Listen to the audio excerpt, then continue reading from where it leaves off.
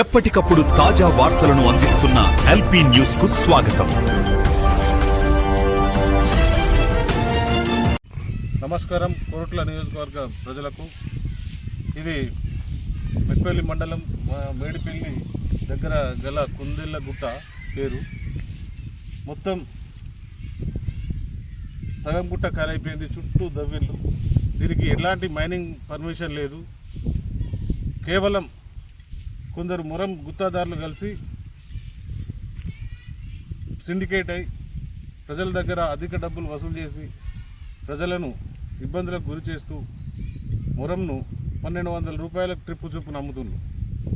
నిజంగానే బతకాలంటే రైతులు అంటే వ్యవసాయ ట్రాక్టర్లు ఉన్న వాళ్ళు తెచ్చుకొని బతికిన సందర్భాలు కూడా లేవు. దీంట్లో దళారీలు ఏకమై సిండికేట్ అయి మన ప్రజల సహజ వనరుల్ని నాశనం చేస్తున్నారు.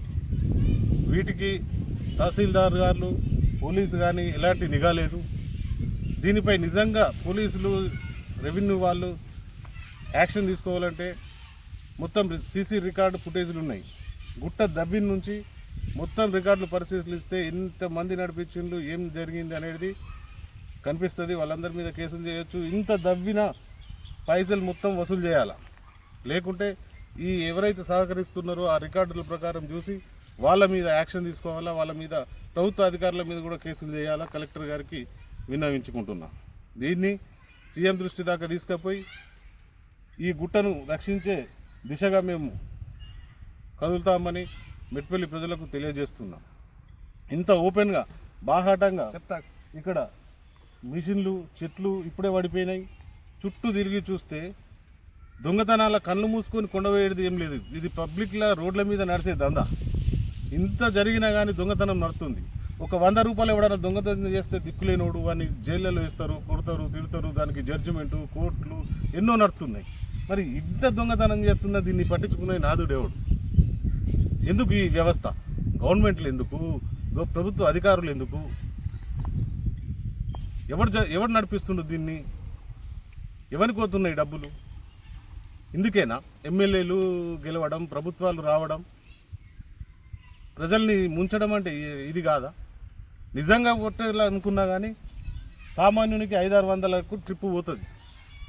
ఒకవేళ నిజంగానే పోతే 500-600 ట్రిప్పు పోతుంది. 1200 అంటే 600 ట్రిప్పుకు 600 రోజు ఒక 100-200 ట్రిప్పులు పోతున్నాయి. అంటే ఎన్ని పోతున్నాయి?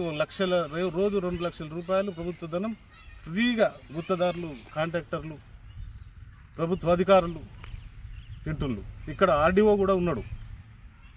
ఆర్డీఓ కూడా ఉన్న ప్రదేశంలో కూడా యాక్షన్ తీసుకోకుండా జరుగుతుంది. అంటే మరి ఎవరు రక్షించాలా? ఈ రక్షించకుండా కాంట్రాక్టులను రక్షించేందుకైనా ఈ ప్రభుత్వ అధికారులను నియమించింది.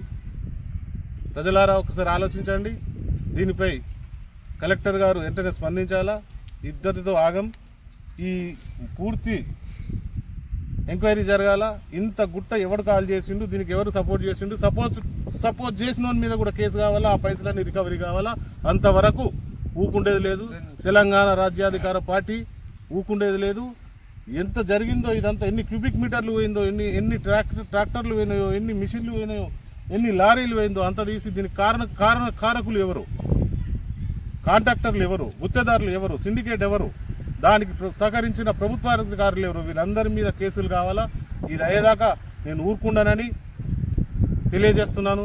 Thank you. పెళ్ళికి అందుబాటులో ఉన్న మేడిపల్లి గ్రామము. ఆ గ్రామంలో ఒక రెవెన్యూ ఫారెస్టా తెలియదు. కాకపోతే ఈ గుట్టను మాత్రం మొత్తం ఖాళీ చేసారు. ట్రిప్పుల ప్రకారంగా అమ్ముకోవడం జరుగుతుంది. దీని మీద ఇంతకు ముందు కూడా చర్య తీసుకోవాలని చెప్పి కొంతమంది మాట్లాడడం కూడా జరిగింది. అయినా దీని మీద ఎవరు స్పందించలేదు. దీని మీద స్పందించి ఈ మైనింగ్ ఆపి ఓన్లీ ఒకవేళ అవసరం అనుకుంటే ఈ విలేజ్కి సంబంధించిన ప్రాంతం కాబట్టి ఒకవేళ విలేజ్ వాళ్ళకి అవసరం పడితే విలేజ్ వాళ్ళు పర్మిషన్ తీసుకునే అవకాశం ఉంటుంది. కానీ ఇది ఎక్కడి నుంచో జేసీపీలో పెట్టి ఆల్రెడీ ఇది కూడా డేలా కాదు, మళ్ళీ ఒకవేళ పర్మిషన్ ఉంటే డేలనే నడిపించుకోవచ్చు, కానీ నైటు నడుపుతారు, డేలా బంద్ ఉంటుంది. మరి నైట్లో నడుపుకుంటే ఇది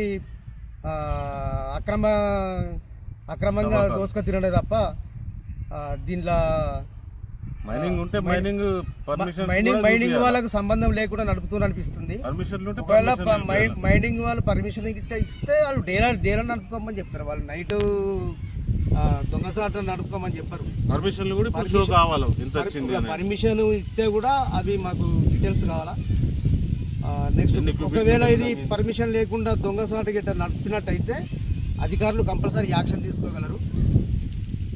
మేము మా టీఆర్పీ పార్టీ నుండి ఇది డిమాండ్ చేస్తున్నాము. ఒకవేళ దీని మీద యాక్షన్ తీసుకోకపోతే మేము ఎక్కడికి పోవాలి అక్కడికి పోతాం. దీన్ని పరిరక్షించే బాధ్యత మాది, మేము పరిరక్షిస్తాం, దీన్ని కాపాడుతాం. ఎవరెవరు ఇన్వాల్వ్మెంట్ ఉన్నారో వాళ్ళందరినీ బయటకు తీస్తాం. తీసుకుని బయటకు తీసేదాకా ఊరుకునే లేదు. ఖబర్దార్.